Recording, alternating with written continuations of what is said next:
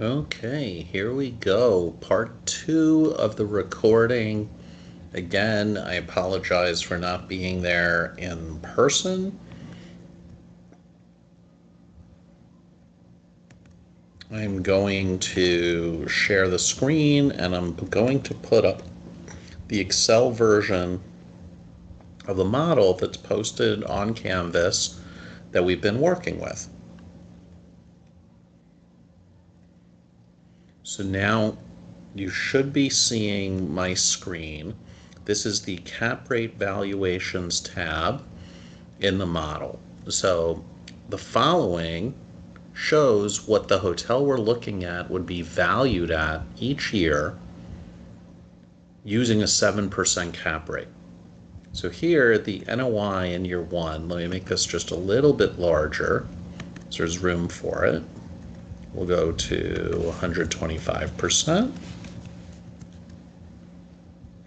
Okay, from the model projections, and you can see this is linked to model K50. So if you go to model K50, you're going to see the year one net operating income, right? And each of these is pulled in. So the general modeling framework is if you have a green font, that means it's pulled in from another tab. Okay, so 4,138,000, because this is all in thousands except per key. It divided by a 7% cap rate is 59,111,000. So if you look at this formula here, right, it's G9 divided by G11. This piece before, if G9 is less than 0, so if the NOI is 0, this would say NM or not meaningful rather than showing a negative number. Okay, that's all that does. But basically, this is 4,138,000 divided by 7%. So if we were looking at a cap rate valuation and what we were talking about earlier in the first recording, this is the direct capitalization rate method, right? Would tell you that the property is worth 59 million. But by year three, when we're closer to being stabilized, right, it would be worth 117 million. So which is the right price? Is a 7% cap rate the right cap rate on year one? Probably not. Now, is 7% cap rate the right cap rate on year three? Well, if our 8.2 million is still going to grow to 9.3, right, that means it's coming close to stabilized, but there's still a good amount of growth left, right? So would the value be 117 or 133 million? If you use the direct capitalization rate, you have to pick one of these years and you have to pick the cap rate. So is this property worth 59 million, 88 million, 117 million, 133 million, 138 million? Well, it depends. Will you really achieve these net operating income statistics in years 1 to 5? Is 7% the right cap rate? But this is provided just to give you a simple illustration, right? And we can end up looking at what these values are relative to the net present values that we're going to calculate in the DCF summary over here. Let's come next to the implied debt yield. I'm going to do the same thing and make this a little bit larger so there's room on the page. Okay, so the net operating income, same net operating income, right? Same as on the prior page, because this is all being pulled from the model, right? Which is pulled from our projections. We have forecast of the existing debt balance, 52,366,000. And then it's going down. Why is it going down? It's going down because there's principal amortization, which means a certain amount of the principal is being repaid every period in addition to the interest expense. So what is the implied debt yield? It's the net operating income divided by the debt balance, right? We talked about this in past classes. This is essentially a cap rate through the debt, right? So an actual cap rate would be the NOI divided by the value. Here, the NOI divided by the debt is the debt yield. And lenders are usually going to look for a 10 or 11% debt yield for ability to refinance. Okay, so here by year 3, we have a 16% debt yield, which means we can more than refinance this $51 million. Okay, so this is a good illustration, and even though you may be looking at what are the valuation metrics, understanding if there's too much debt or a modest or a conservative amount of debt on the property is important to understand. How much debt can you support? So we're going to look at the ability to refinance the construction debt in 2 ways. One is using a debt yield analysis, and the other is going to be using a debt service coverage ratio analysis.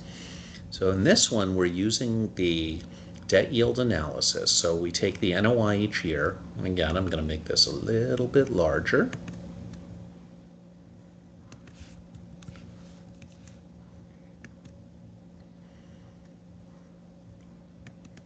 Oops, sorry about that. So we have $4.138 million in the first year at an 11% debt yield, right? A minute ago I said a lender usually looks for 10 to 12% debt yield. Little bit larger, right? You get to $37 million of supportable new loan proceeds, right? So that means if you have $4,138,000 of NOI and a lender is willing to refinance at an 11% debt yield, that can support $37 million. However, when we come here to year 3, lenders should be able to support $74 million. Why? Because the NOI grows to $8.2 million. Right? Lenders are more conservative than equity investors because they don't share on the upside. The best thing that happens to a lender is they get timely payments of interest expense and the loan gets repaid at maturity. So here, remember, we had a little over $50 million of debt in place, but by year 3, we should be able to refinance with $74,821,000. So we assume a deduction from these proceeds for transaction costs, which I'm assuming are 3% of the gross proceeds. That's for things like legal costs, fees, right? So sometimes a lender charges an origination fee. Maybe there's a brokerage fee, recording taxes, title insurance.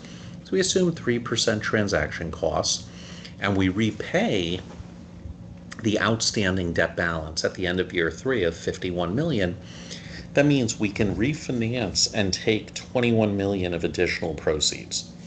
If we tried to do this in year 1, we couldn't because the NOI didn't support it. And then by year 4, we can take even more. We can take $31 million of refinancing proceeds because the property, if we achieved $9,325,000 of NOI at an 11% debt yield, should support an $84 million, $776,000 loan, right? And again, what's supportable is literally the net operating income divided by the debt yield. So 9,325 divided by 11%. Okay, so are we able to refinance out all of our equity?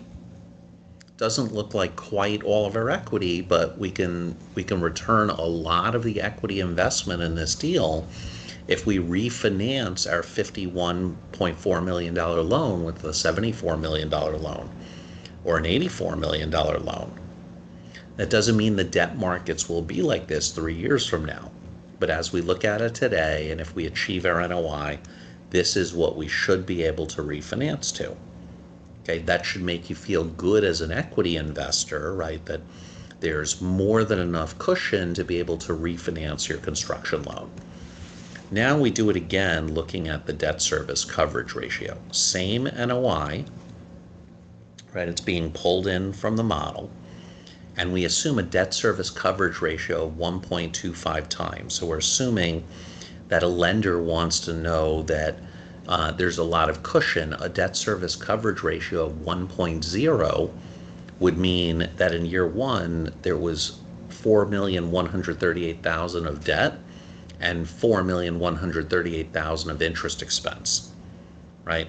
That's very uncomfortable because there's no room There's no margin for any error, right? So here, if we have 8.2 million, right, and the lender wants a 1.25 debt service coverage ratio, meaning for every dollar of debt service, there's 1.25 times NOI, that means the property can support $6,584,000 of debt service.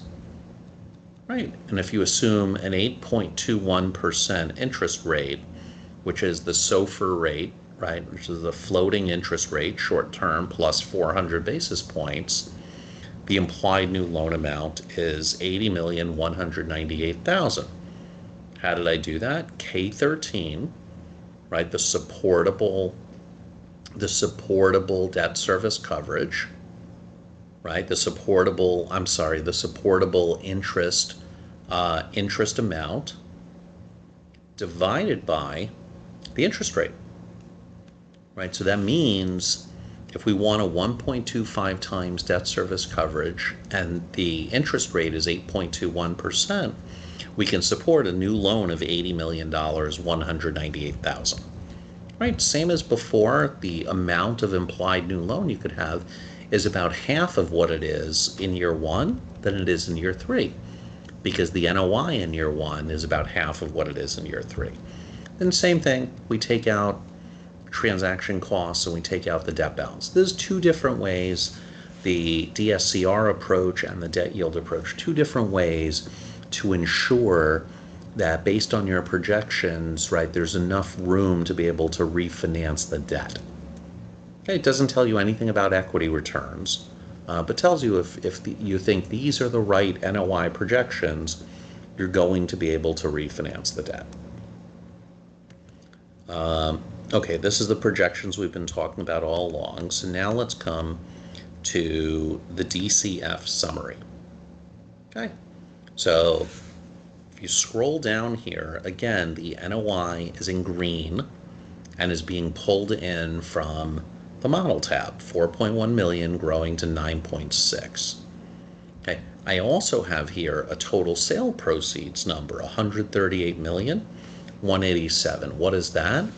That is 017 divided by 018, 9,673,000, the year 5 NOI, divided by 7% cap rate.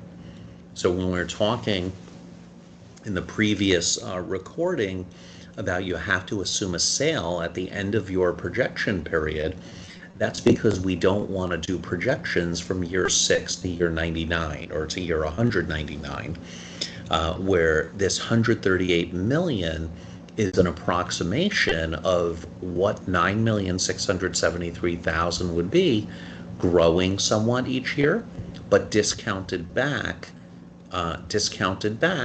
to year 5. So how do we do the discounted cash flow valuation? We need to first calculate the cash flows. So our cash flows each year are the NOI plus the sale proceeds. This is an unleveraged, meaning without debt, calculation. Okay, we can do this with debt as well, but now we're going to do this without debt. So in year 1, we have 4,138,000. Year 2, we have 6,220,000. Right? In year 5, we have 147 million. How do we have 147 million? It's the 9,673,000 of NOI in year 5, plus the sale proceeds at the end of year 5. Right? So it assumes a sale at 11:59 p.m. On December 31st of year 5. So this 147 is 9,673,000 plus the total sale proceeds of 138 million. Okay, this next line just tells you the cumulative cash flow, right? So this is year 1 plus year 2. This is cumulative through year 3, year 4, year 5. So this shows we're getting a total of 175 million of cash flow, right? If we add everything on this prior line together, 4138, 6220, et cetera, through 147, it's 175 million, but it's not worth 175 million. Why not? Because we're getting we're getting this $147 million 5 years from now. That's a problem, right? What's it worth today? We're getting this $9,325,000 4 years from now. What's that worth today?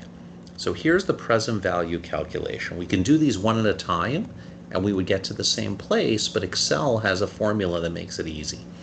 So here's the formula. NPV, R24, right? What is an R24? R24 is here off the side of the screen is the discount rate. I'll show you how we calculate it in a minute. G22 to O22. So it applies the discount rate to this stream of cash flows on row 22. Okay, so it's basically discounting $4,138,000 by 8.8%, right, for 1 year, and 6.22 million by 8.8% for 2 years, right, and 8.23 million by 3 years, right? So the further out you go, the less $1 is worth. The present value at an 8.8% discount rate, our discount rate, is $118 million. Our all-in development cost from the model, and we went through, I think it was last week, we went through the construction cost and the development cost in the model, is $87 million. So there's $31 million of present value in excess of the development cost. We talked about it before. If the NPV is positive, right, which here the NPV is $31,611,000, if that's positive, it's a good deal. So let's just deconstruct this, right? How much of the net present value, how much of our 118 million comes from the net operating income versus the residual value? So here I take the NPV at our 8.8% discount rate of the 5 years of NOI. Here I take the NPV of the 138 million in the future, right, using our 8.8% discount rate. So this basically says the first 5 years is worth $28 million. And the next number of years from year 6 through infinity is worth $90 million, right? So almost 1/3 of the value is in the first 5 years, which is pretty high. I'm sorry, almost 1/4 of the value is in the first 5 years, right? 28 million divided by 118 million. Okay, so again, don't get frightened by present value thoughts or calculations, right? It doesn't, for our class, it doesn't get more complicated than this. But really simply, I can take any one of these cash flows. I can take 8.23 million and figure out what that is worth today, right? This is 3 years from today. How would I do that? I would take it and I would discount it back by 8.84%, our discount rate here, right? And let's just do it. If I said 8.23 divided by 1 plus the discount rate to the power of 3, because we're discounting back 3 periods. So I'm basically dividing it by 1.0884% to the power of 3. I don't know why this has a line through it. Let's, I'm just going to hit F9 a few times. It's a little weird.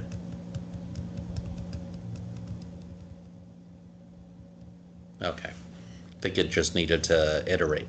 So the 8.23 million is worth 6.383 today. Here's how I did that, right? I took K22, 8.23 million, divided by R plus 1 plus R24, 1 plus the discount rate, to the power of 3.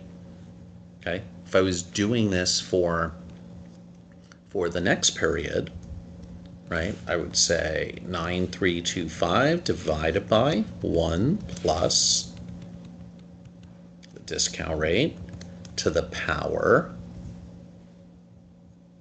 of 4, because I have to discount back 4 years. Again, I don't know why it's showing this line through. It's weird. Okay, it just needed to iterate. So 8.23 million is worth 6.3 million today. 9.3 million, right? $1 million, over $1 million more from year 3 to year 4 is only worth 6.6 million today. So only another 300,000 in net present value because it's discounted further back. Okay, I hope this makes some sense. Now I'm going to show you how I got the 8.84%, and I wouldn't worry too much about it, but I think it's important to understand the weighted average cost of capital concept. So here we basically have the cost of equity is calculated in this model at 10%, 10.10%, and we won't get all the way into it, but it's the long-term market premium times beta, which is the measure of riskiness of the market, which gives you an equity risk premium of 3.6%, a small cap premium. The risk-free rate is the 10-year treasury bond. So that estimates cost of equity at 10% and cost of debt at 8%. Okay.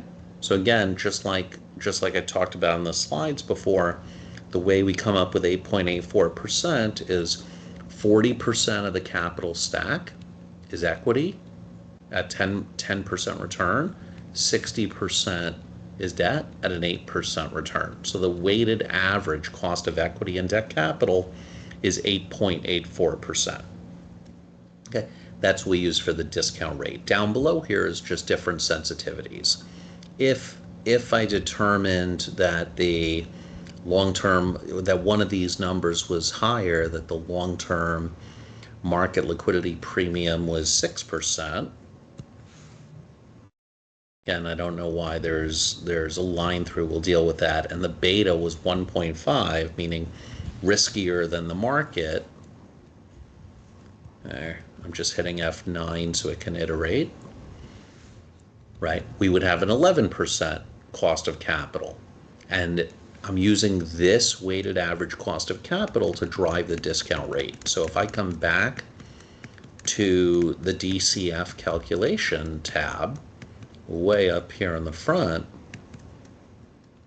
it's now showing 11% discount rate instead of 8.8%.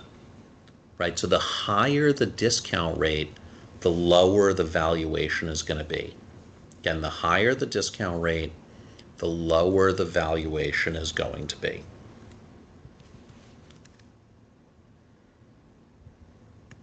So then we'll go into the main model, which you do not need to create a model exactly like this, but this is my standard model. People understand it in the industry, and a lot of people, if they see these output pages, would recognize it as a JF Capital Advisors, my firm's model. We show the sources and uses on the top left here. Now, also, I'm going to try to make this a little bit larger. Hopefully it'll work. Okay, so we have land of $5 million, construction cost of $51 million, and soft costs of $30 million. We went through these uses and the full cost last week, right? So we have $87 million, maybe it was 2 weeks ago. And then debt, we're assuming here 60% leverage. So there's $52 million of senior mortgage debt. There's a provision for mezzanine debt and preferred equity, but we assume none. So if we have $87 million of uses of funds and we have $52 million of debt, that means we need $34 million of equity, $34,911 of equity. Okay, everyone see this? In fact, that's how it's calculated. 87 million, right, in C10 minus the sum of C12 to C14. If we added in some mezzanine debt, the amount of equity would go down. If our construction costs go up, the amount of equity we would need goes up. Okay, so the sources must equal the uses. Here we have 87 million of uses of funds, 87 million of sources of funds. If they do not If they do not agree to one another, if they're different, then there's something wrong in the formulas. In the middle here, we have our exit assumptions. That's our sales assumptions at the end of year 5. So it's showing NOI of $9,673,000. What is that? That's what we were looking at in the model. If I scroll down here to NOI and year 5, $9,673,000. So, and I'm assuming, and blue font means an input, I'm assuming a 7% exit cap rate. So that means if we're going to achieve $9,673,000 and exit at a 7% cap rate, at the end of year 5 of operations here, we're going to have $138 million, $187,000. If we assume costs on sale of 3%, again, brokerage fees, legal fees, etc., we'll have a net sales price of $134 million, right? That's going to go into our cash flow. And we can look and say, what's the sales price per key, right? 138 million, right? Divided by the number of keys that we have. How many keys do we have? It's an input in W3, 250 keys. So 250 rooms. So here, we're building this, right? Our uses are $349,000 per key, and we're selling at $552,000 a key. Usually that's a pretty good deal. Right now we need to make a return along the way, but if we're making good return along the way, and we built something for $349,000 a key or 87 million, and we're selling it here at 7 years later. We have 2 years in development and 5 years of operations. After 7 years, what cost 87 million, we're selling for 138 million. That's not bad, is it? I don't think so, and I know you can't really answer me. What that does is when we run through the cash flows, which we're going to do in a minute, on an unleveraged IRR, the IRR calculation is 14%. The leveraged IRR calculation is 18.6%. Similarly, we calculate the NPV. Here, I've assumed for purposes here a 14% required discount rate for the equity, and 10% if there's no debt and it's all equity, right? So unlevered. We calculate the equity multiple, and we calculate the total profit. Total profit is literally just all of the cash flow less all cash inflows less all cash outflows.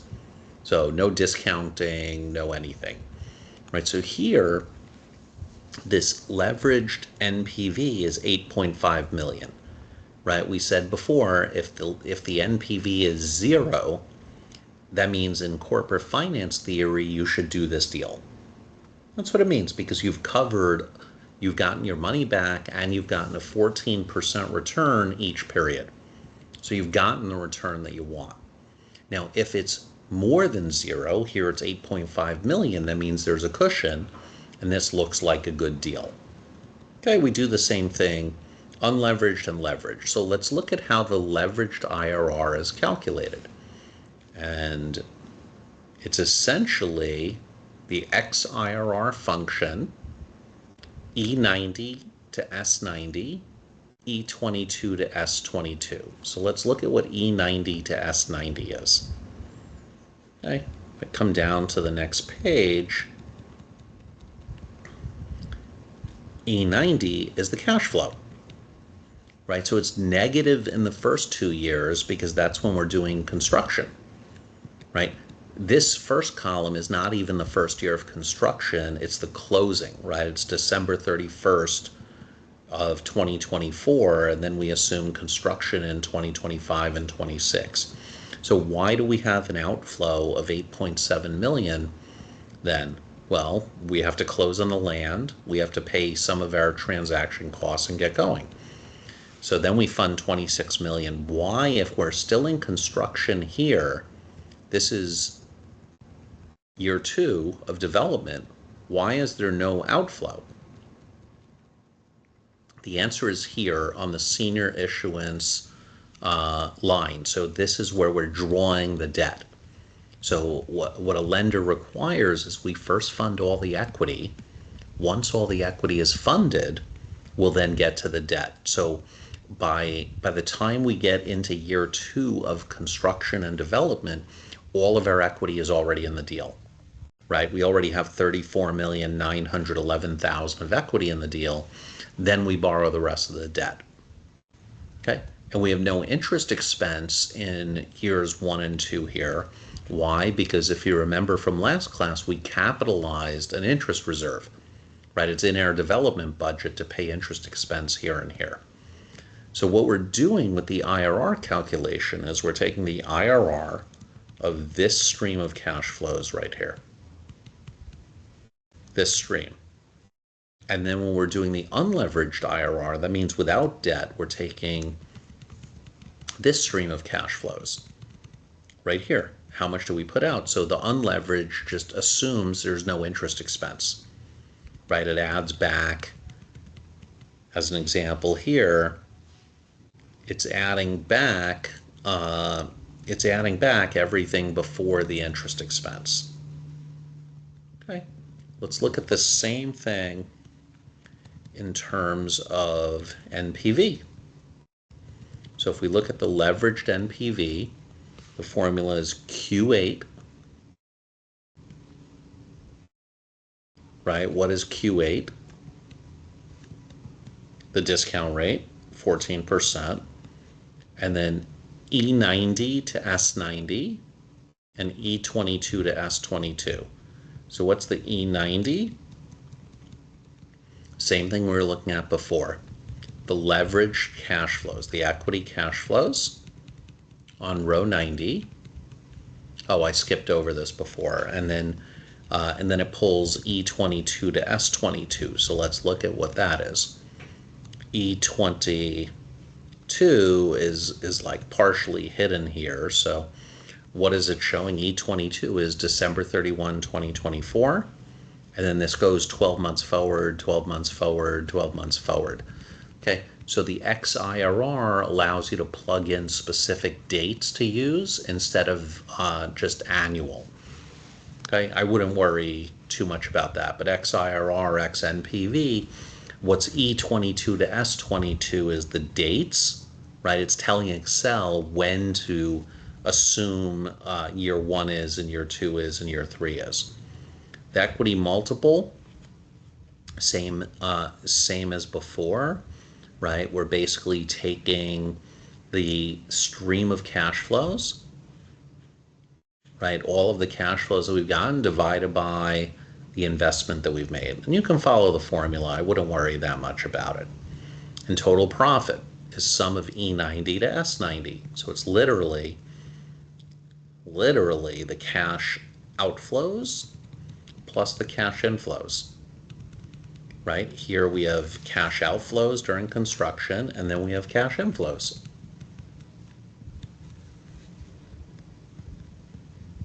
And we do that for leveraged and for unleveraged. And coming down here through the rest of the financial model, and you can use this model, you may have to play with it, right, to match what it is you're working on in your projects. All of this here from occupancy down to NOI is pulling straight from the projections. That's it. On the next page is cash flow summaries, and we have a few metrics on top. What's the cap rate, the EBITDA multiple, cash on cash yield. You can go to any of these cells and see how it's calculated. For the cash flows, we start with the net operating income, right? During the construction period, we have construction costs. 8,728,000, 30 million, 48 million. We have the debt issuance. And then beginning in year 1, we have interest expense and we have principal amortization. Very important, we have to come over here. In the last year, you're going to see we have to assume the sale. So we assume in addition to the 9.6 million of NOI, we have 138 million of sales price minus the transaction costs, and then we have to pay back the debt balance outstanding. some people screw this up and don't pay back the debt at the end, and they end up with too high a set of numbers. So we end up at the end of the day with $88 million in the last year.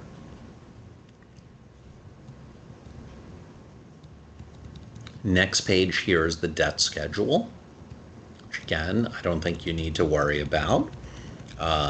But we borrow $52,366,000 of debt, and the balance is going down because each period we're paying some principal amortization. We're paying $422, then $527, then $496. So our interest expense is also going down because our debt balance is going down. So we're calculating 8.5% interest rate, but on declining principal balance. Okay. Then we calculate the various credit statistics, the interest coverage ratio, the debt service coverage ratio, the debt to EBITDA, the debt yield, the loan to cost, loan to value. So here, the loan to cost is 59.5%. We started, remember, at 60%, but we're paying down a little principal amortization each year. Okay, you can study this. You can follow all the cells.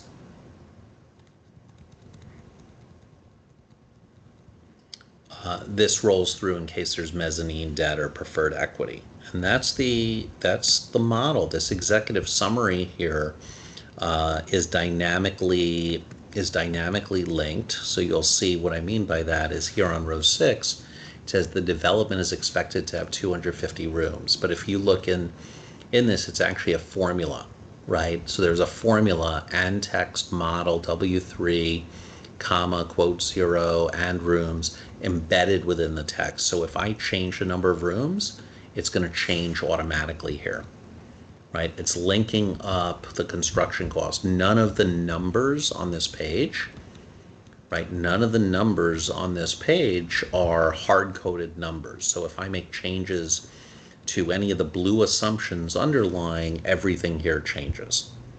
So have a read through this. I'm also going to send around an email of when I'm available to discuss any of this and any of the projections, because I apologize I'm not there in person. But this model is yours to play with. You have a PDF version of it available, and you have the Excel version. If you follow the cells and follow the formulas, all of this should make sense. I know it's a lot all at once, so it probably seems overwhelming to most of you. But all that we're doing is we're using our projections in the model, which you've all been working on, right? Here are our projections, right? Here are our per occupied room projections, our per available room, my F&B projections, right? All of our projections, comparisons to comp sets and CoStar data, all of that is in here, and that's all so we can estimate the net operating income. So we can come and do this analysis right here. So we can do this analysis, right? What's the present value? What's the all-in cost? And is there a positive net present value? If this number is positive, it's a good deal.